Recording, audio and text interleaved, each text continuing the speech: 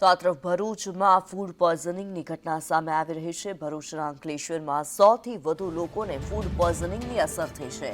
રિસેપ્શનમાં caterers સહિત મહેમાનોને food પોઈઝનિંગની અસર થઈ છે, ત્યારે રિસેપ્શનમાં ચામુંડા કેટરર્સના ભોજન બાદ લોકો બીમાર પડ્યા। ફૂડ એન્ડ ડ્રગ્સ વિભાગે સેમ્પલ લઈને તપાસ હાથ ધરી છે। તમામ સારવાર માટે હોસ્પિટલમાં દાખલ છે।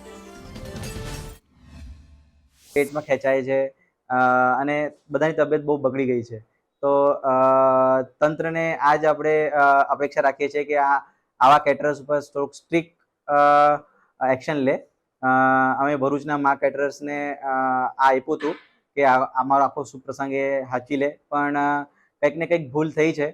કેટરર્સને વાત કરતા એમને કોઈ પણ જાતનું સ્વીકાર કર્યું નથી અને એ તોછડાઈ ના જ પાડે છે કે અમારા તરફથી કશું જ નથી અને એ કોઈ પણ કહેવાય ને કે એક્સેપ્ટન્સ નથી દેખાડતો। ફંક્શનમાં બધું અમારું કેટરર ભદ્રેશભાઈ પ્રજાપતિ માં ચામુંડા કેટરર્સને આપ્યું હતું પર પ્લેટના હિસાબે, અને સંપૂર્ણ જવાબદારી એમની હતી, જેથી ક્વોલિટી ફૂડ બધાને પરોસે અને સારું ફંક્શન ઉજવે।